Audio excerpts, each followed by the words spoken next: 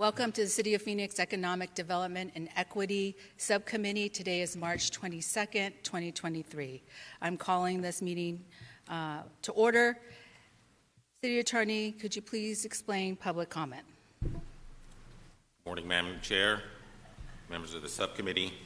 During citizen comment, members of the public may address the subcommittee for up to 3 minutes on issues of interest or concern to them. The Arizona open meeting law permits the subcommittee members to listen to the comments, but prohibits members from disclosing or acting on matters presented. City code requires speakers must present their comments in a respectful and courteous manner. Profane language, threats, personal attacks on members of the public, council members, or staff are not allowed. A person who violates these rules may lose their opportunity to speak. Thank you, Madam Chair. Thank you. So for just education purposes, when the public wants to speak, they have the right, so you're the public, and you have the right to come speak on any item on our agenda. However, we as council people are unable to respond to whatever your public comment is. So you'll hear somebody give a public comment, and I'll say thank you, and then we move on to the next item. Okay? Call to the public. Oh, I have to introduce the interpreter. I'm not sure who that is.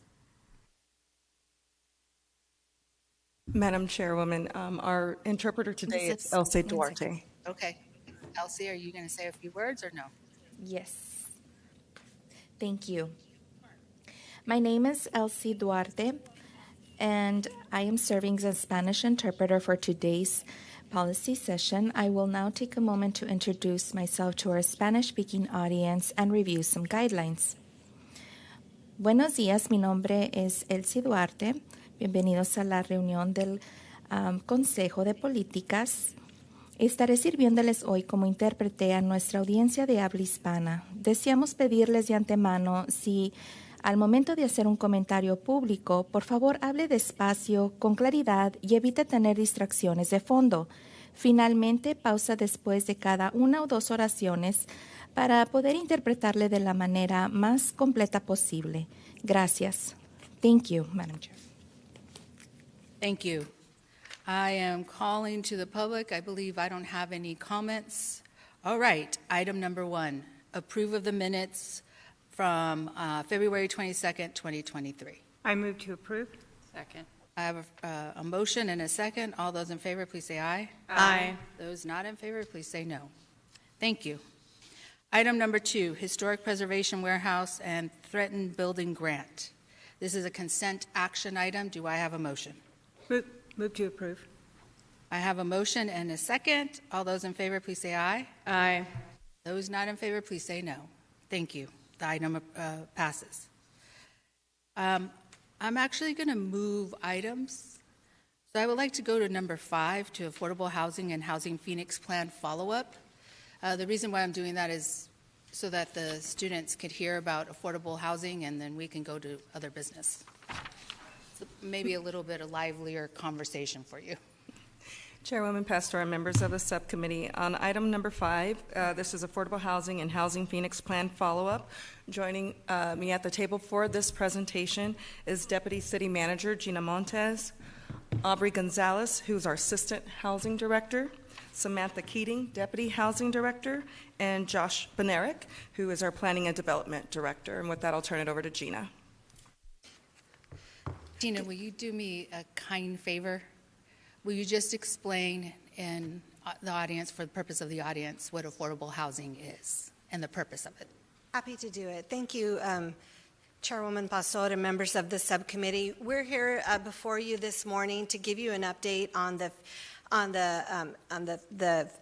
oh, I'm so sorry, the Housing Phoenix Plan. I was about to say Affordable Housing Phoenix Plan.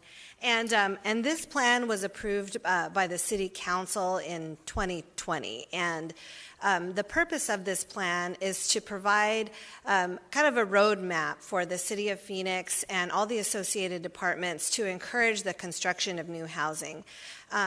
And the reason we have an interest in supporting housing in all its forms, but particularly for those who need affordable housing, is because as we grow as a community, as more people come to Arizona, and we're one of the fastest growing, maybe the fastest growing city in the United States, and so there are a lot of people who want to move here to join us, and there needs to be housing for those people who are moving here. At the same time, you have people of all different income levels who need housing. And as there is more demand for the houses and apartments and all sorts of housing that exists, as there is more demand, the price goes up. And that makes it harder for people who are already here, and even those coming who may have lower incomes, to be able to afford to live.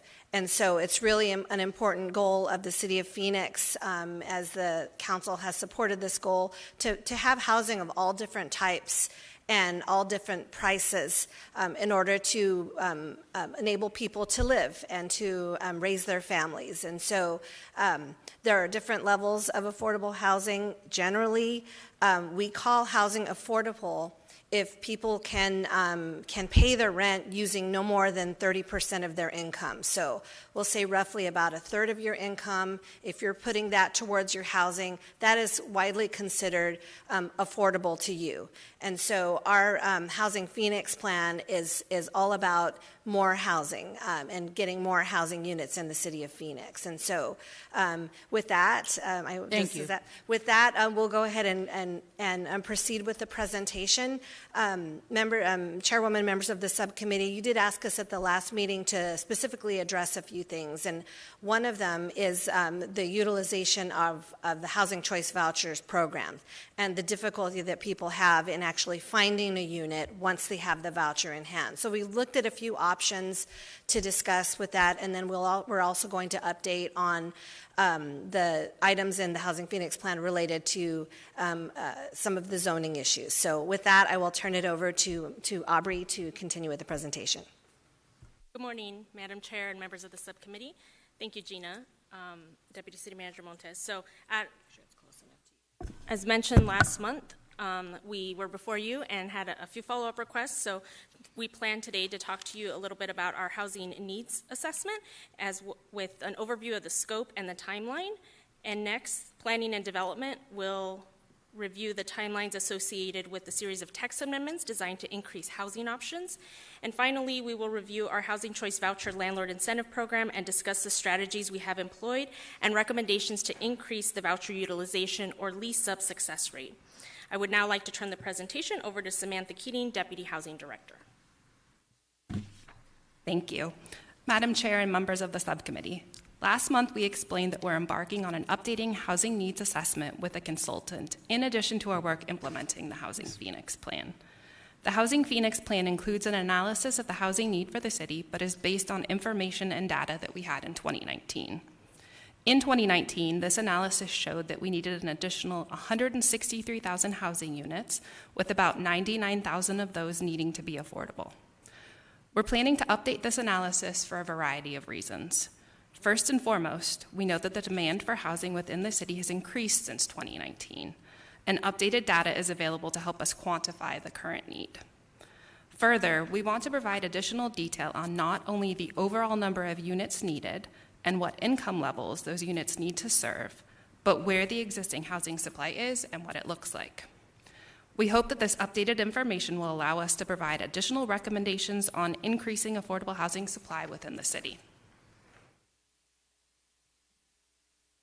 So toward the end of last year, we worked with a consultant to develop a scope for the housing needs assessment. We plan to approach the assessment in phases with project milestones occurring in the spring, summer, and fall of this year. Currently, we're pulling together the data needed for the existing conditions and future need phases. This information includes census data, recent residential development trends, and growth projections. In spring, the consultant will provide an existing conditions assessment. This phase will provide us updated data on the existing housing stock, information on where existing housing units are located, and what current household compositions look like. This summer, the project will continue by looking at future housing needs. This portion of the project will look to assess future growth and determine the projected gap between the housing supply and demand. By fall, we expect to have a completed assessment so that we can develop revised metrics and evaluate additional housing goals. We look forward to providing a summary of the analysis to City Council at this time. I'll now turn the presentation over to Josh Bednarik, the Planning and Development Director, to review the text amendment timelines.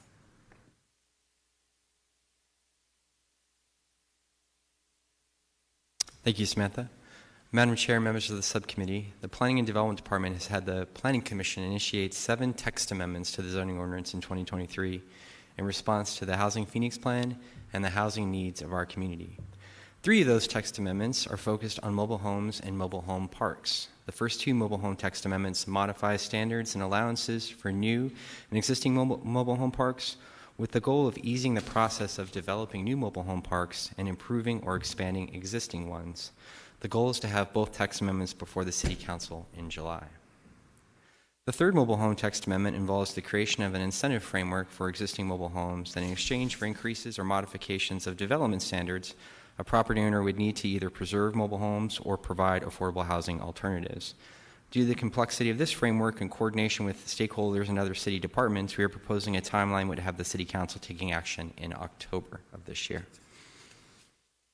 The next 4 text amendments are directly in response to the Initiative 2 of the Housing Phoenix Plan. The first 2 text amendments would allow accessory dwelling units and reduce minimum parking standards for multifamily development. The goal is to have both amendments proceed through the hearing process this summer and ready for council action after the break. We would be coupling the ADU TA with the city code update related to short-term rentals.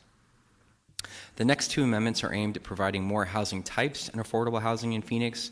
Both require significant modifications and additions to the zoning ordinance. The goal is to have language for both amendments this fall. That concludes information on the text amendments, and I'll turn it back to Aubrey to discuss the Housing Choice Voucher Landlord Incentive Program. Thank you, Director Bednarik. Initiative 7 of the Housing Phoenix Plan is designed to expand efforts to preserve existing affordable housing stock, including implementation of landlord incentives and resources. The Housing Department's Landlord Incentive Program was initiated in October 2020 as an innovative strategy to help combat the shrinking number of units and fewer affordable housing opportunities for Phoenix Section 8 Housing Choice Voucher, also known as HCV, holders.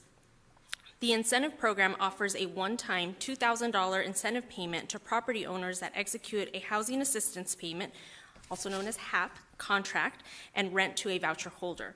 The HAP contract is a written agreement between the Public Housing Authority and the property owner, where the Public Housing Authority agrees to make housing assistance payments to the owner on behalf of a specific family occupying a specific unit. Since the inception of the Landlord Incentive Program, utilizing both CARES Act and American Rescue Plan ARPA funding, thus far over $2.6 million in incentive funds have been dispersed to property owners, successfully executing over 2,400 housing assistance payment contracts, equating to secured housing for voucher holders in Phoenix. The Landlord Incentive Program has paid incentives to over 900 landlords, of which 350 are new first-time landlords to the voucher program. Of the over 900 landlords that have participated in the Landlord Incentive Program, 38% have returned to the program and leased more than 1 unit to our Housing Choice Voucher holders, meaning that 1 in 3 landlords have been repeat landlords in the voucher program. I have a question about that. So there's an incentive. So what an incentive is something that you get or you offer. And there's a $2,000 housing assistant payment that you give to an owner. Correct. So if I own a house and I want to rent my house, I can qualify or apply to get a $2,000 HAP, I guess, housing assistance payment, and that $2,000 then will help with rent along with the renter's money. Or I don't know, I'm thinking it through. Madam Chair, members of the subcommittee, so that $2,000 incentive, yes, goes to the landlord directly. However, the landlord should choose to use that. This is the incentive for having executed the contract, which then is the legally binding document between the housing authority, the housing department, and the landlord to receive the subsidy, anything beyond generally that 30% contribution of the renter. And Madam Chair, if I could also add for the audience, for the reason that we are providing incentives to the landlords is because oftentimes landlords do not want to take the voucher for whatever reason. There's sometimes a misperception that the renters may be different, or that it's too bureaucratic. There may be too many strings, and there's also can be a stigma associated with receiving a voucher, unfortunately. So this is kind of a positive way, an incentive, kind of a carrot to encourage more landlords to stay in the program and take housing choice vouchers, and also new ones to join the programs. Okay, so I'm a landlord. And right now, rent is really high. So to rent a place, I could charge, say, $4,000. So if I charge $4,000, but then I want to be part of the program, I receive $2,000. And so then $2,000 I could use towards the mortgage or upgrades of the property, but I'm offering low affordable housing within the network. Okay. I'll explain later to the kids, but I wanted to have them listen and then move. Thank you. The Landlord Incentive Program helps support the city's Housing Choice Voucher Program, of which we want to highlight some best practice strategies implemented. The Housing Choice Voucher Program is the federal government's major program for assisting very low-income families afford decent, safe, and sanitary housing in the private market. With the Housing Choice Voucher, a voucher holder generally pays up to 30% of their household income toward rent and utilities, and a subsidy is paid to the landlord on behalf of the voucher holder. The Housing Department is the Public Housing Authority, the PHA, for Phoenix, which has a current allocation of 7,355 vouchers. In 2022, the voucher success rate, defined as the percentage of all households provided vouchers who lease a housing unit, was 56%, meaning a little over half of the participants issued a voucher last year, resulting in an actual lease and assistance contract with a landlord. There are currently 2,000 landlords participating in the HCV program.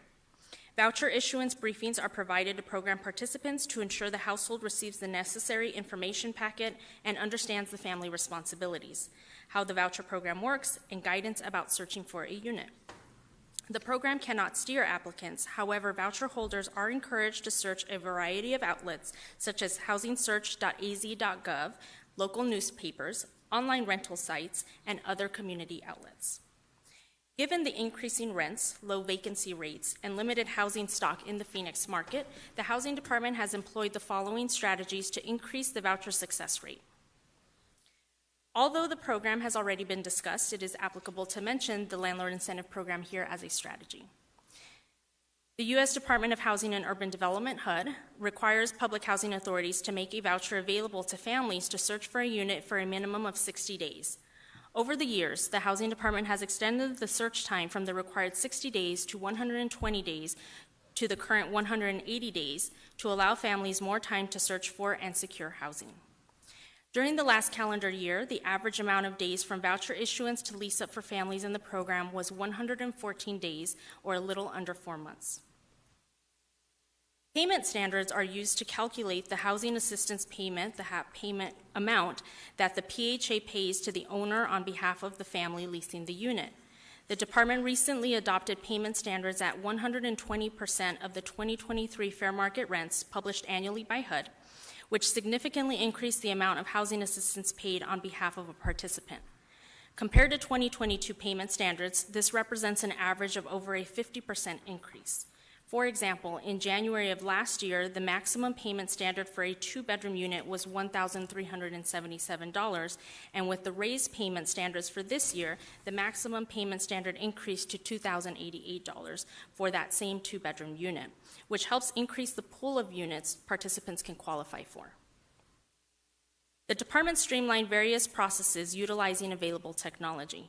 Last year, the department began sending housing assistance payment contracts electronically, requesting a landlord's digital signature, rather than sending unsigned contracts to landlords, waiting for them to print, sign with wet signatures, and mail them back. This process improvement has decreased the turnaround time of finalizing the contract from weeks or months to just days. Landlords are also receiving rent payments faster and more securely as they can opt in to receive automated clearinghouse, ACH, payments, also known as direct deposit, instead of paper checks. Enrollment by landlords in ACH has increased over the last few years from 27% to currently over 98%. The department hosts biannual landlord open house events to engage with and educate Phoenix area property owners on the benefits of participating in the Housing Choice Voucher Program. In December 2022, a dedicated landlord liaison was onboarded to lead additional ongoing targeted efforts to strengthen relationships and recruit more property owners for the voucher program. In the next several months, a new landlord university will launch to ensure landlords understand program requirements, complete paperwork in a timely manner, and have a direct point of contact as questions arise. The image on the slide is a visual of the landlord liaison hosting an informational session on housing quality standards inspections at last week's landlord open house, attended by approximately 80 Phoenix property owners. I want to take an opportunity to mention the recently adopted source of income discrimination ordinance. Thanks to the Mayor and City Council, on March 1st, an amendment to Chapter 18 of the Phoenix City Code was approved, which prohibits housing discrimination based on a renter or buyer's source of income, which is inclusive of housing vouchers as a source of income now protected. Thank you, Madam Chair, and members of the subcommittee and other council members, along with the Mayor, for your leadership on this matter. Yes, I do want to say thank you for my colleagues and in removing that and making it happen. Thank you. Based on feedback at the last subcommittee, we evaluated ideas to increase unit lease-up. One recommendation is to consider increasing the landlord incentive program payment amount for the remaining city-allocated ARPA funds to further incentivize property owners to rent to voucher holders. This provides more leverage to voucher holders when searching for housing units in the private market.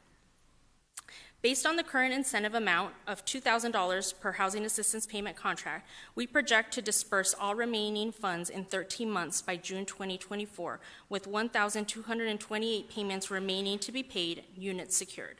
This is 4 months ahead of the original projection. Some possible options to increase the lease-up include raising the incentive amount per new HAP contract.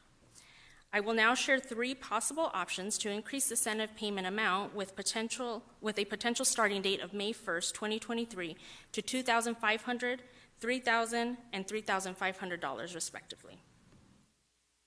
By increasing to $2,500 per incentive, option 1 indicates funds would be dispersed in 11 months by April 2024, with approximately 983 payments remaining to be paid at this payment amount. Increasing to $3,000, option 2, indicates funds would be dispersed in approximately 9 months by February 2024, with 819 payments being paid at this amount. And increasing to $3,500, option 3 indicates funds would be dispersed in 8 months by January 2024, with approximately 702 payments being paid at this payment amount. The higher the incentive payment amount, the shorter the projected disbursement timeline and fewer projected units. However, a higher incentive payment amount may incentivize property owners and result in making more units available to voucher holders more rapidly. Given the recent increase in payment standards, staff recommends the landlord incentive remain at $2,000 and revisiting it in 6 months. I have a question. I know we're using ARPA dollars for this incentive. How are you going to sustain it for the future? Chairwoman, members of the subcommittee, the program is finite. We have not identified another source of funds once they're expended. So that is a very good question. It's been very helpful and useful for us to have the incentive. I will say that the increase in the payment standards is really significant. The housing department has not seen this type of increase. I don't think we've ever seen this type of increase, and so we are very hopeful that will increase the ability of our voucher holders to find units. It really is a recognition of the rapid increase in rent prices in our area. So I appreciate that. So what I'm hearing, and I'm predicting to the future because we know what we're doing today. In the future, what I'm hearing is in 2024, possibly June, that funding will end.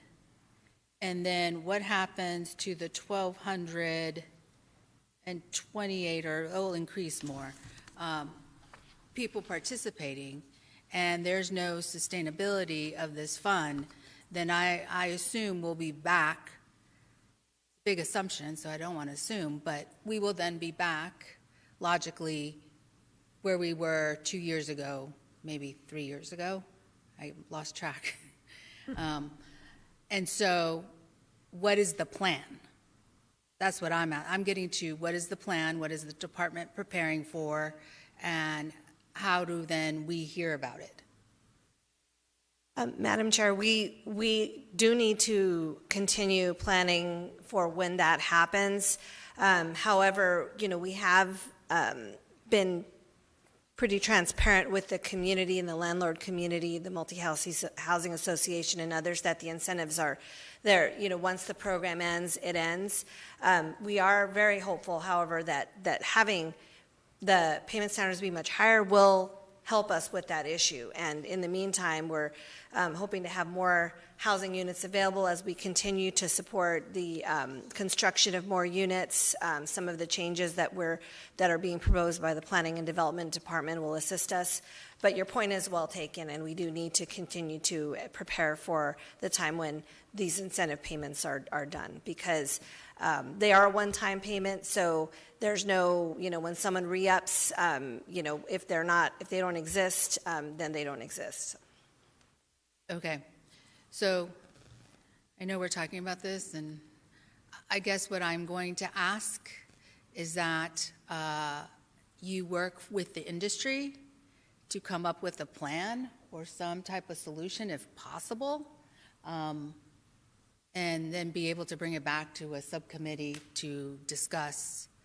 I think I'm foreshadowing or being proactive, because those conversations need to start today and not tomorrow. And I'm not saying you didn't, you are, but it now needs to be concrete conversations. And how does the industry help, or what do we do? So I don't know. Thank you, Madam Chair. We will. Thank you. Follow up. Madam Chair. Go ahead. Thank you. Sorry to put you all on the spot, but do we have any idea how many units, multifamily housing units or homes, are planned to come online between now and July of 2024? And I realize you probably don't have that answer at the tip of your fingers, but I think that would be a helpful piece of information. I know that you all don't have a crystal ball, but at least we do have some information about how many permits are in the pipeline. And I know that there have been several rezoning cases in District 1. Not that they're necessarily affordable units, but every unit we put in the system certainly helps part of the problem, to solve part of the problem. Madam Chair, Councilwoman O'Brien, it's a great question. As you know, we collaborate regularly with the Housing Department to provide that kind of information to the entire council. I think we'll need a little bit of time, to your point, to collaborate together about what we could project out. We certainly have an idea of what's in the system now, to your point, what we've recently approved. I think we could look at a way of reporting back and talking about, based on what the council has done and what we currently have in the system, where do we see that going in the coming months and years. So if you could give us a little time, I'd be happy to report back. That would be wonderful. I do think it's important for us to keep that piece of the puzzle in mind as we proceed forward on what we might be doing in the future to continue to assure we have affordable units. Thank you, Madam Chair. And I think you make a great comment, or a great piece, because on Central and in District 4, Central from Indian School to Camelback is fast and furious being built out. And I want to say within the next 10 years, 14 projects will be built within that mile. And they're not affordable. And what the industry is saying is they're saying it is affordable, but not affordable to our standards in the sense of what we consider affordable. So I think this is a really bigger conversation in this world, in this space. And I think we really need to start working with the industry and coming up with solutions and collaborate so that there is some affordability within the network. Because I see 2024, once this funding is gone, that we are going to be in another big, I don't want to use crisis, but housing situation, and our homelessness population will just increase. Madam So, Chair, oh, sorry. That's what, as Councilwoman O'Brien perked my interest. Before we go to the next section, could we go back to slide 10? I have a couple of questions on that slide. 10. Aubrey, I think you mentioned that 56% got housing of our 7,355 vouchers allocated. That is where we're at now. And then we have 2,000 landlords participating in the HCV program. Do any of those landlords not have HCV residents, or do they must take a resident in order to get the incentive? Madam Chair, Councilwoman O'Brien, members of the subcommittee, that 2,000 number of landlords are currently active in the Housing Choice Voucher Program. So they currently have residents with a voucher residing in their units, of which have all received the incentive payments. Okay, so do we have other landlords in the registry that just are not active and or have not received the incentive? Madam Chair, Councilwoman O'Brien, members of the subcommittee, currently our numbers are 2,000 landlords in the entire program. The entire system. Okay. All right, thank you for that clarification. So how I'm reading that, if I look at this correctly, 7,355 vouchers were allocated to people, but we only have 2,000 people, landlords, participating in this HCV, which is a voucher program. So we have 5,355 people with vouchers that cannot find housing, and plus. That's how I'm reading it. Is that correct, or am I wrong? Landlords can have multiple units. Okay. So I could Yes. be a landlord and have 10 units that Okay. Yes, Chairwoman. I'm Okay. getting the incentive for and are taking HCV. That is correct. There are fewer landlords than vouchers. So they'll have just as Councilwoman O'Brien explained, a landlord could have multiple units where they're receiving the Housing Choice Voucher. And what I wanted to clarify is not all of those landlords, they may not all have received the landlord incentive because they might have been pre-existing. They might have already had units, but prior to the inception of the landlord incentive. If they've renewed leases, then they may have gotten the incentive because they were eligible for that. So we don't have the number of the 2,000, how many of those have received the incentive, like right now, but we could certainly look, if that's of interest, we could research that. That would be good, because I'm just looking at the voucher number. And I guess what I'm going to ask is, how many out of the 7,355 have housing? So, Madam Chair, members of the subcommittee, we have currently 700 that are currently searching. And if you give me just one moment, I will pull up. We have 5,017 housing choice vouchers that are currently leased as of last week. Okay. Yes, and 700 There's are searching. 700 in our Phoenix voucher program still looking for housing. That's and correct. That could also, depending on when they receive the voucher, I'll say, what are we, March? So last March 2022, I could have received a voucher and still not have found housing. Is that the case, or could be the case? Madam Chair, members of the subcommittee, so they have 180 days from date of issuance to lease, execute a lease for that. So of those 700 individuals currently searching for housing, they could be at various stages within that 180 days. Sorry, because I want the numbers to work. So if we have 7,355 vouchers, 5,017 are leased, and 700 are currently searching, that leaves us with approximately 1,600 vouchers that are not allocated. Is that? Madam Chair, Councilwoman O'Brien, members of the subcommittee, I believe your math about works out. And so we do have folks on the wait list that we work to pull from that wait list as we're able to have the availability to provide them the voucher to search. So we also have budget authority allocation where we need to monitor that as well. We currently have 6,200 total. Sorry, I'm getting a message here. Total for all programs is 6,200 units leased, and we have 6,700 leased for all programs. And the HCV is, let me clarify, the Housing Choice Voucher Program is a broad program. Within that, we have the Housing Choice Voucher Programs. We also have the Veterans Assistance, the VASH vouchers. We have Family Unification Program, and a few other special purpose vouchers. So that is comprehensive, included in that 7,355 allocation.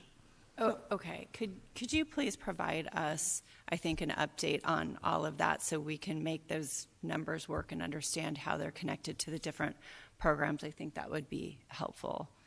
Yes, certainly for me. I won't speak for my other council Oh, members. no. I believe all of us are visual people at a certain extent and would like to look at the numbers and see what's happening, because my understanding, what I was told, was that, and maybe I'm mixing it up, is emergency vouchers, we are out of emergency vouchers, and I don't know how that then comes into play also. So I think we probably will ask you to come back to school us in all the voucher world and understand and have an understanding, because I'm dealing with the emergency voucher piece, with the trailer homes, and the displacement of them. So I think all of us, because we'll eventually be in a situation where people are being displaced, and understand the nuances of the vouchers.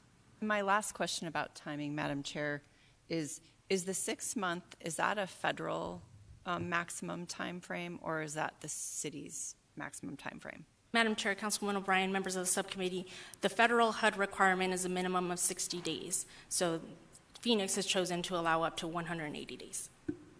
So could we extend it longer? So we could. So the only requirement we have is that it must be a minimum of 60 days. Beyond that, the feds do not have a maximum. And so I guess I'd like to know if you have any thoughts or data that what makes 6 months the magic mark. I realize that you say most folks are getting it in about 114 days, but I'm curious if other folks need additional time, should we be looking at that? So when you come back, whenever that is, I'd love to hear more about that as well. Thank you. I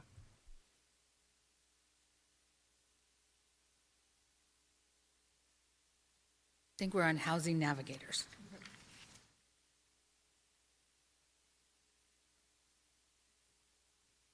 Another recommendation to consider is housing navigators for the Housing Choice Voucher Program. Housing navigators can assist voucher holders with identifying and applying for potentially available units and completing the necessary leasing process to lease up in a rental housing unit.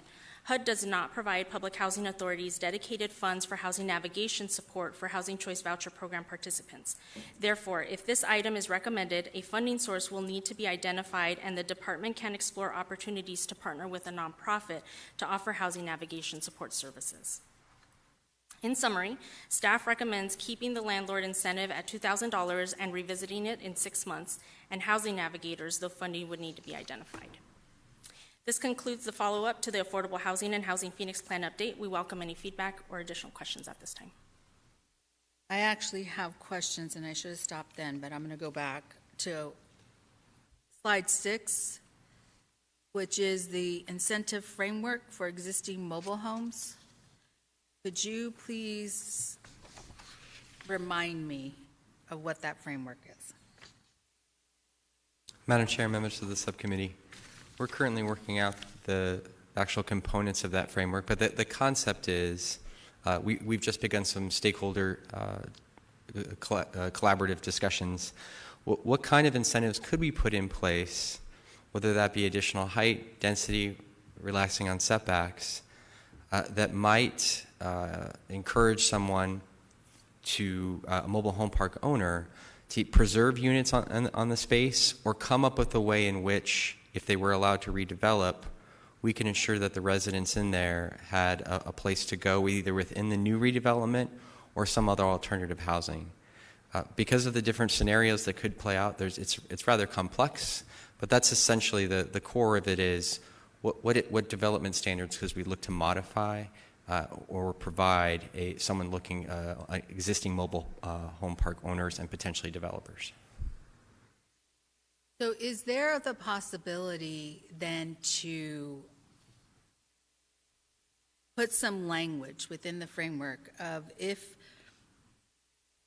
trailer homes or mobile home parks are going to be displaced or rezoned or zone or change, is there a language that we can put in to say maybe it's a year notice to those mobile home residents? So then once the year notice triggers, it's very much like the historic demolition. Give 30 days and then 30 days the owners and everything else get together. Is there a way to put language or work with the community or the developers to put that language so that these residents at least have a year to work towards this and a finite date? And, you know, it's very clear in language. I don't know, because what we're going through right now, and the residents need more time because we're not able to find housing for them. And time is really what the issue is. Some of the issues, majority of the issues right now, in trying to get them housed. So I would like at least some of that conversation to be discussed as I don't know what how we incentivize it, but. Madam Chair, members of the subcommittee, I think it's a fantastic suggestion, and I think you pointing to the stay of demolition process is potentially a model for us to take a look at. It is something we can certainly do. We might be able to, whether it's programming it into this incentive framework or it's coupled with a policy change, I think that's certainly something we're happy to take a look at and report back.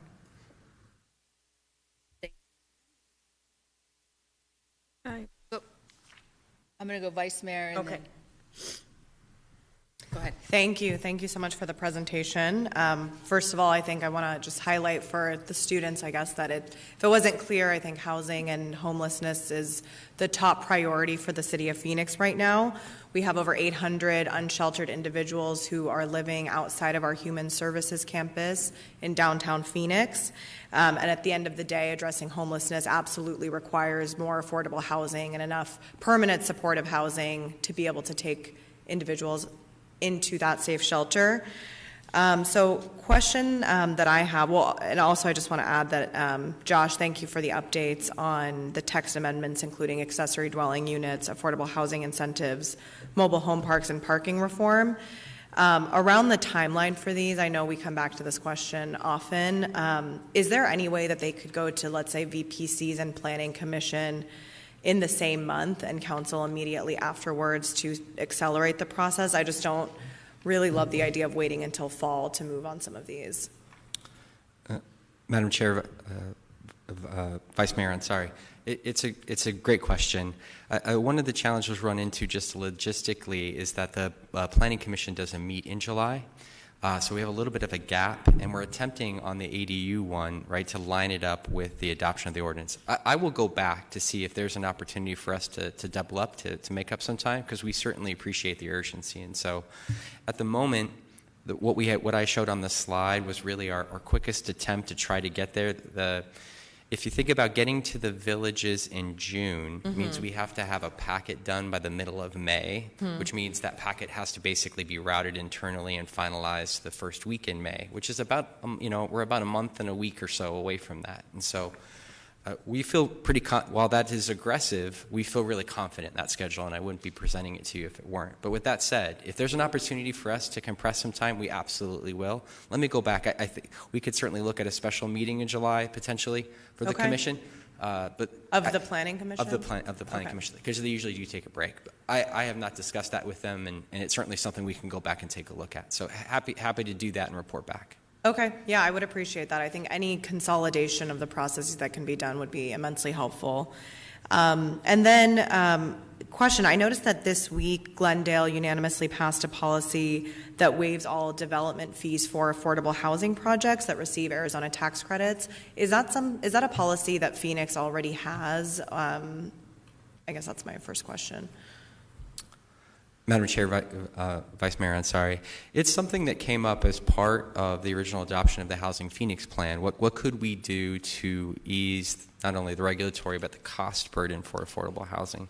I think what Director Stevenson had testified at that time is that the development portion of our department is cost recovery. And so any waiving of fees for the review done for those projects would need to be coupled with a general fund allocation to recover those costs. Do you have any sense of what that general fund allocation would be? Madam Chair, Vice Chair, not off the top of my head. I can see if when we explored that conversation initially, whether or not there were some numbers, but we could certainly report back.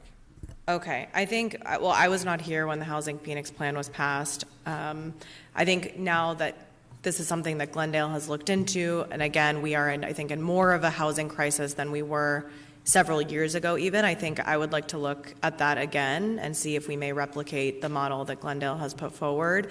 I think what I have heard in my conversations with affordable housing developers is any easing of the process, whether that's fees, whether that's the permitting, the length, the bureaucracy of it all, will make a big difference. So I'd like to request that we look at maybe coming back with that policy. And then finally, I also had a question about the landlord incentive program. First of all, now that we've added source of income as protected from discrimination, I think I already know the answer to this, but is it your recommendation that we still need the landlord incentive program even with the source of income discrimination ban? Madam Chair, Vice Mayor, members of the subcommittee, at this point we find it a very useful tool in incentivizing landlords, and I think having the enforcement capability of the source of income ordinance combined with, we have the kind of a carrot and stick, if I could put it that way, where we have still a way to encourage in a positive way landlords to become part of the program. So at this time, we're finding it a useful tool and would recommend maintaining the program. Okay. Well, something that I am sure will come up later today when we do have our full council meeting on mobile home parks. One of the recommendations made on the dais during our special meeting last week was the reallocation of the remaining landlord incentive program funds to create an emergency fund to support mobile home park residents being displaced. So I think that even more so creates this need to find an alternative source of funding.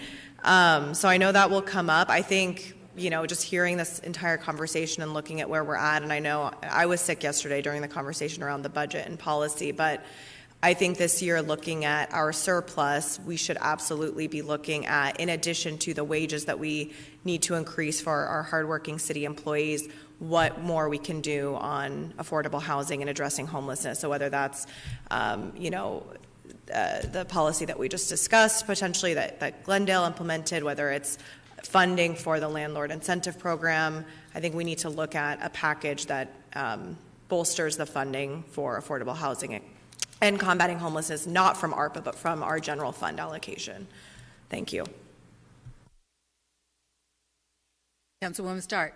Thank you. So I want to build upon what Glendale has done. I think it's time that we look at a way to waive fees. I think that we're in a budget cycle, and I think we need to have that discussion, and we need to be forward-thinking and start to set aside some money so that we can make that happen.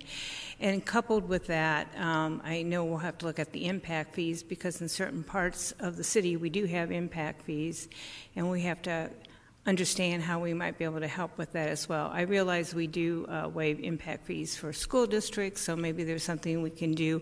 I know we'll have to talk to the home builders and multifamily and the industry about that, because impact fees are supposed to be applied uniformly.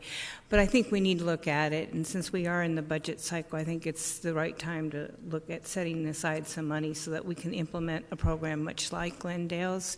I think coupled with that, I know you're short-staffed.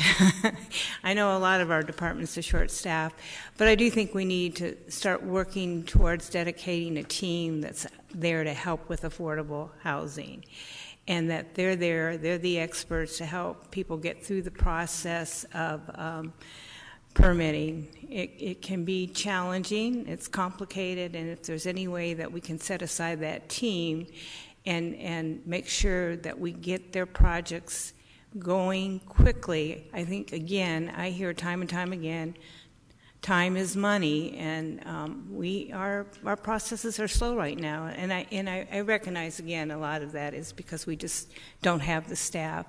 But maybe there is a way that you can team up with housing and look at putting together a group that's dedicated to making sure we're addressing the needs of affordable housing. So I echo what the Vice Mayor said. I think Glendale has been they have great foresight in what they're doing. I think we need to model ourselves after them. I know when I worked for Peoria, we actually did reduce fees for nonprofits. So there is a way to do it. But I also recognize that you're revenue generated, so we have to look at that and make sure that we make you whole and that we don't then get sued by the home builders or multifamily because we're not applying the fees in an equitable way. But I do think it's the time to look at it now, especially because we are going through budget. Thank you. ADUs. There's a concern within the community about ADUs and becoming Airbnbs and VRBOs. Where's that piece? Because I think it needs to move simultaneously with the ADUs and be able then to also put into pieces of the Airbnb, VRBO language of enforcement and what needs to happen. Because other cities have done it. And I think with the convo of both conversations happening simultaneously at the legislature, we need to get ahead of it and just make things happen. Madam Chair, absolutely. When we come out with the ADU text amendment, it will be coupled with the code update for short-term rentals. We're in the process of finalizing that language, and maybe most importantly, finalizing the permit that will actually be issued. And so we're updating our Shape Phoenix portal to have that permit ready by the summer as well. Okay. Thank you. Anyone else? Vice Mayor. Regarding the concern around Airbnbs, I have the understanding that SB 1117 is now changing and looking at a 90-day lease requirement for ADUs. Is that the case? I don't know if everyone's up to date on the latest there. Madam Chair, Vice Mayor, I'm sorry, I haven't seen the latest version of the Strike Everything Amendment. That certainly may be true, but I'm not in a position to confirm that or not. Okay, thank you. Madam Chair, yes. I apologize. Go ahead. The 2019 data showed that we needed 163,000 plus units broken in between market rate and then affordable and subsidized. Do we know, because affordable, I think there's a definition difference between affordable versus subsidized. Do we know what the breakdown is in that nearly 100,000 units between affordable and subsidized? Councilman O'Brien, members of the subcommittee, I don't think we have that breakdown right now in front of us, and I do know that as part of our update of the housing assessment, that we will get some very specific data that will kind of break down based on current information, what is the need in terms of the different levels, including permanent supportive housing, affordable, workforce and market rate. And so we're expecting to have a lot more data on that in terms of, and in terms of breaking down between subsidized and affordable. Subsidized, it becomes affordable. It's like a category within the entire universe of affordable housing. So we'll take a look at how we can get you the information to answer your question, but we don't have it right now in front of us. Okay, I appreciate that. And then several folks have been asking me, because there has been a lot of media attention on housing, not just for the city of Phoenix, but for the state of Arizona. And some of those numbers, for the state are at 220,000, and then we have our number.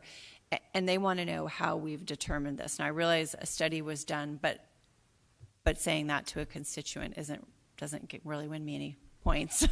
Is there some formula-ish that I can explain to folks, or that you can explain right now and I can share with them later? When it was created. Councilman O'Brien, in general terms, what we looked at with the 2019 data was census information based on how many households we have, and information on how many housing units we had, and then looking at the various income levels and what that deficit was. So it can certainly provide a little more detailed information, but it was looking at how many households we needed to house, how many housing units we had, and what that difference was. Okay, great. Maybe we can meet later to have a further discussion. I appreciate that. Thank you so much, Madam Chair. Thank you. I think that's it. You guys have a lot of assignments to bring back, because I think those assignments are going to be for April. So, are we taking action on this, Madam Chair, today? Yes. Do we need to take action? It's possible. I think it's just possible action. Isn't it? Yeah. Okay, we do not. Yeah. Okay. I now put everything possible action just in case of our dialogue. All right. Thank you. Appreciate it. Students, you may stand up, and Michael can lead you on a tour of the City Hall, because I know. But you can wave hi first. Camera, if you could look, put them out. Put the camera towards the students or the speakers. I don't know where the camera person is. There you are. Wave. There you go. All right. I want to thank our police officers, our fine police officers, doing the great work in our community and leading Wake Up. Thank you. Next item is back to item number 3, Phoenix Convention Center Activity Report post-pandemic. That's for information only, and I brought that for you, and Yes. You would like a report, right? I did like, I thank you so much for the report. I appreciate it. I'm glad to see we're getting back to normal. I was a little worried, but the report was very thorough. Thank you again. All right. Item number 4, First and McKinley Streets. Parcel for disposition and redevelopment RFP. Madam Chair, members of the subcommittee, on this item presenting today, we have John Chan, who's Deputy City Manager, in the audience. And then coming to the table, we have our Community and Economic Development Director, Ms. Christine Mackey. We have Heather Rasmussen, also a part of Christine Mackey's team, who serves as Program Manager. And then Gretchen Wolf, who is Special Projects Administrator for CED. And with that, I will turn it over to Ms. Mackey. Thank you, Ms. Spencer. Good morning, Madam Chair, members of the subcommittee. We are excited to be with you here today to talk with you about the potential disposition of 2 properties that the city owns at First Street and McKinley. I am going to turn it over to Ms. Rasmussen to give you an overview of the property and talk to you about what we're thinking for a request for proposal. Thank you, Chris. Good morning, Madam Chair and members of the subcommittee. The property we're discussing with regards to the proposed RFP this morning are these 2 sites that you see here, the southwestern corner and southeastern corner of First and McKinley Streets. These are most recently used, the southwestern corner, as support for the downtown Phoenix Farmers Market and their parking needs, and the southeastern corner is currently being utilized to support ASU's student parking needs. These 2 blocks are approximately 2.5 these two sites are approximately 2.5 blocks south of the Roosevelt Row Arts District and are immediately adjacent to the ASU downtown campus. The site in total is approximately 1.5 acres, which is a rather small footprint for development, but because it's within the Evans-Churchill West character area, this does allow for greater height limits and higher density.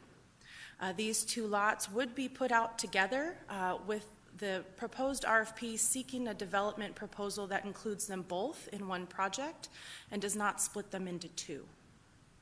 And Madam Chair, members of the subcommittee, as you'll remember, the lot that was shown on the east that was the parking lot, this council did take action on in 2022 to remove it from the intergovernmental agreement with ASU to allow us to redevelop our own property. So excited to have this before you today, moving it forward so quickly. If council chooses to move forward with an RFP, the desired project would include a dense, high-rise development appropriate for an urban location. What we have heard from council and the community is the desire that a development here includes amenities that are really beneficial to the community. This would include a true ground floor activation that includes things like retail or dining, something that pulls the public in and stays away from tenant-specific amenities such as gyms or leasing offices. The proposed RFP would be looking for a mix of dwelling units. We would be looking for a variety in those proposals. We have heard from the community that they would like to see a mix of the affordable workforce and market rate units. Should proposals include parking, we would be looking for creative solutions that are unobtrusive. We've also heard from the community their desire for shared or public parking solutions. Over the last 4 months, we have met with the community to better understand what they're looking for from a development in this area.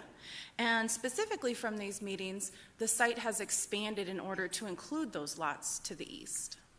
With that, I'll turn it over to Ms. Wolf. And Madam Chair, before Ms. Wolf gives an overview of the RFP recommendations, I will also share with you as a public meeting, we did appear before the Phoenix Community Alliance last month, and they did provide us some great insight. They are a group of architects and developers and community advocates, and provided us some great insight that we would propose wrapping into the RFP. So it was fun for us to go before them and listen to their input. I'm not quite sure why we haven't done it in the past, but we'll be doing it a lot in the future. Thank you. Good morning, Madam Chair, subcommittee members. You'll see here that we do propose some minimum qualifications. Typically, we have a qualification for experience. We want to ensure that the partner we're selecting is capable of getting the project done. There will also be a minimum for lease payments equal to or exceeding the appraised value. If a proposal is for residential use, we are going to require, with your approval, that at least 10% of the units be affordable housing and at least 10% of the units be workforce housing. Our evaluation criteria will look familiar to you. This is our standard evaluation criteria for development opportunities, putting the most emphasis on what they're going to do at the site, how they're going to contribute to the city and the community, and then, of course, their qualifications and experience. So our proposed timeline is to come here and get your recommendation, and if we get that, go to council next month. We'd look at issuing this RFP in the fall, and then come back to the community with a recommended proposer in the winter, and see you again in spring of '24.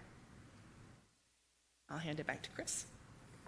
Madam Chair, members of the subcommittee, this is the first time that economic development is using one of the city-owned sites to go out to require affordable housing, working with Director Matthews' department and requiring true affordable housing. So we are excited to see what we can get, where we've been working very closely with them to take this out. So excited to come back to you with a proposal, but also sharing with you this is our first time out on this front, so it may be a little bumpy for us, but we are taking this property out, as we always do with all of our properties, on a national scale and being advertised with Urban Land Institute and the National Multifamily Housing Association, getting it in front of some of the development community who've done these type of projects across the country. So we are working on a pretty grand scale to get this project out to the development community who understands and can move this forward. So excited to bring back a proposer to you in the fall.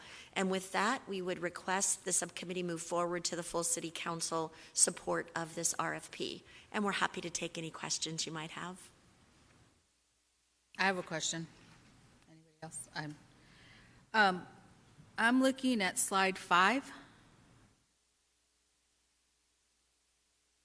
It says at least.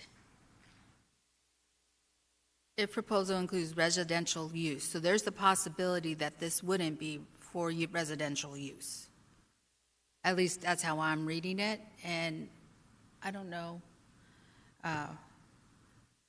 That's a prime property on Central to be able to have mixed use and residential use. So if they say office, then we lose affordability or workforce, be able to have affordability or workforce. So I don't know what the answer is. Madam Chair, and that's something, the guidance we can definitely take from this body.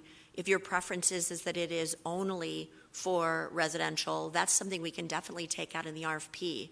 If it's another type of use, you are correct. That wouldn't be a requirement to have residential in that. So that's something we can definitely take a guidance from this body to move forward. Well, how do I think we have prime property, we have lack of housing, so I'm not sure how the RFP is going to be written. Is it going to be written, can you do a mixed use, residential only, offices only? I don't know what the thought process is behind. And So- Madam Chair, as we look at RFPs as we've taken them out for downtown, we've tried to make them as broad as we can to cast kind of the biggest net for something that we might not know would be a good project that we wanted to bring back. We do not disagree with you that housing is in strong demand. We know that we need 160,000, a great presentation, know that we need 160,000 more units of residential just to meet today's demand. Office is something that is very limited in its building yet today. Rents have not caught up to construction costs yet. We expect that they will in 2024 again, but in these small of sites. So if we can craft the RFP to require a mixed use that has residential as a component, and I think that might meet both guidelines. So if there's something that a developer wants to come along with restaurants and retail on the ground floor and maybe a co-working space on the second floor and then residential above that, I think we could cast that net calling it mixed use with residential so that is stating to them that we want residential. How do you guys feel?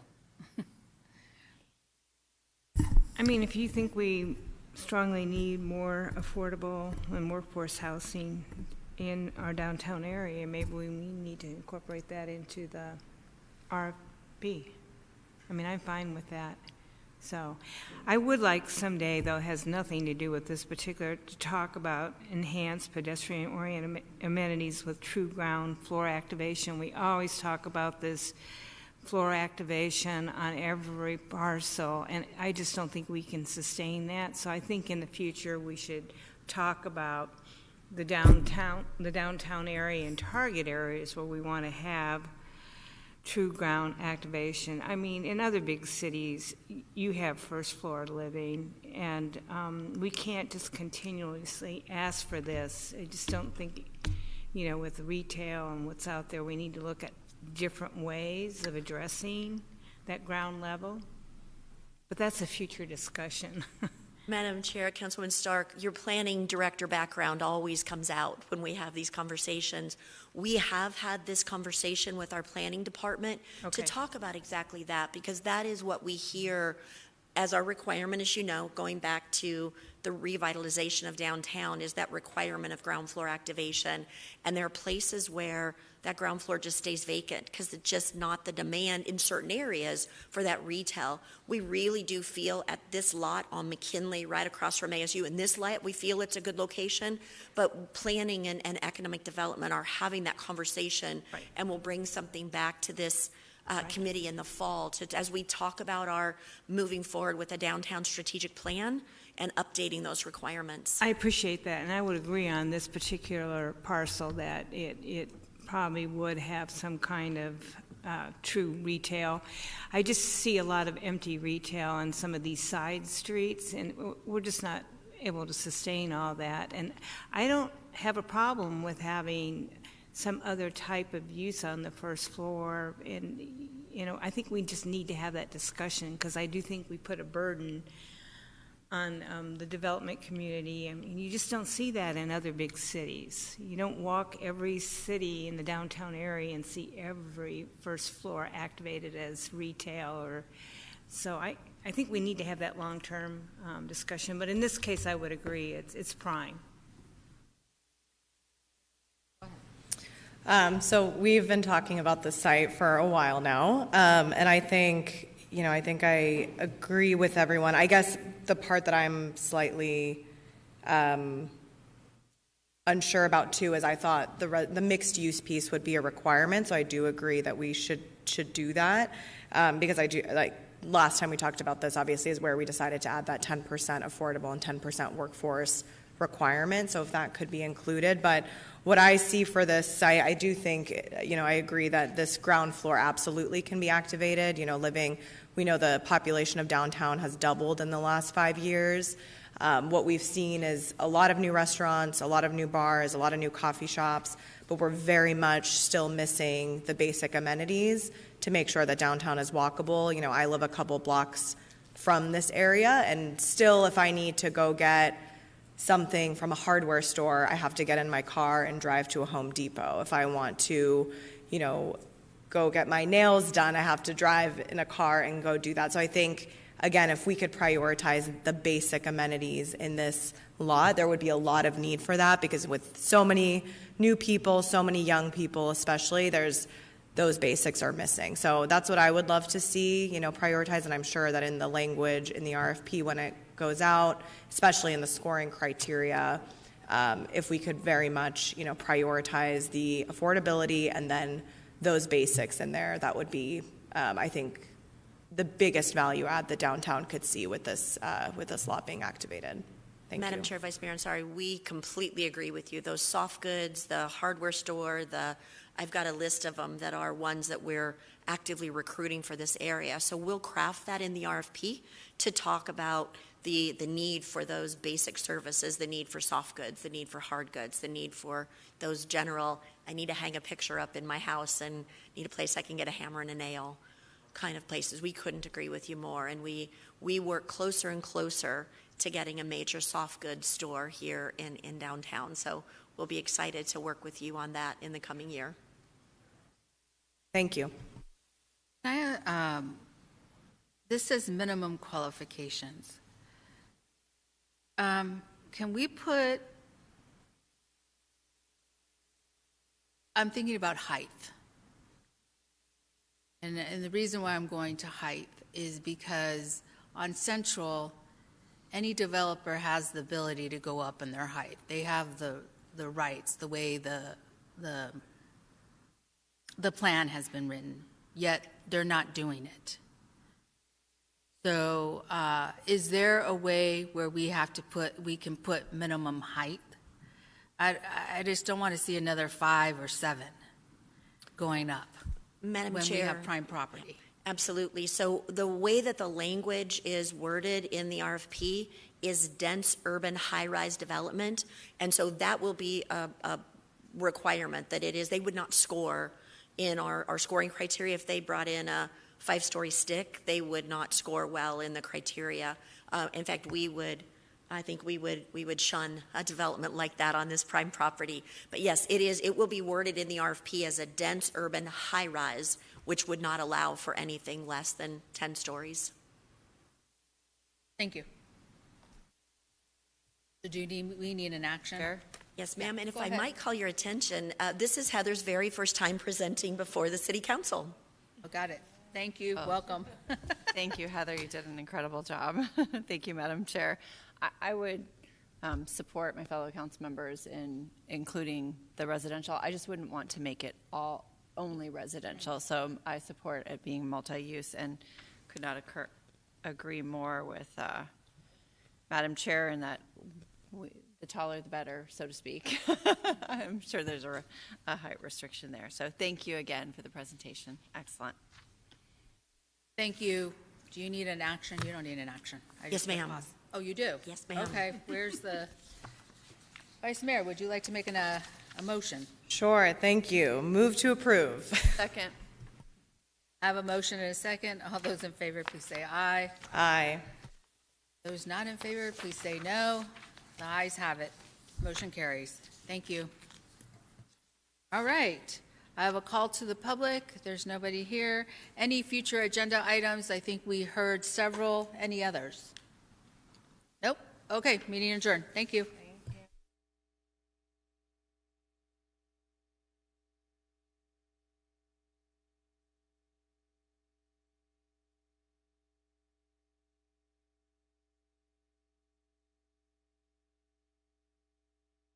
It disappeared.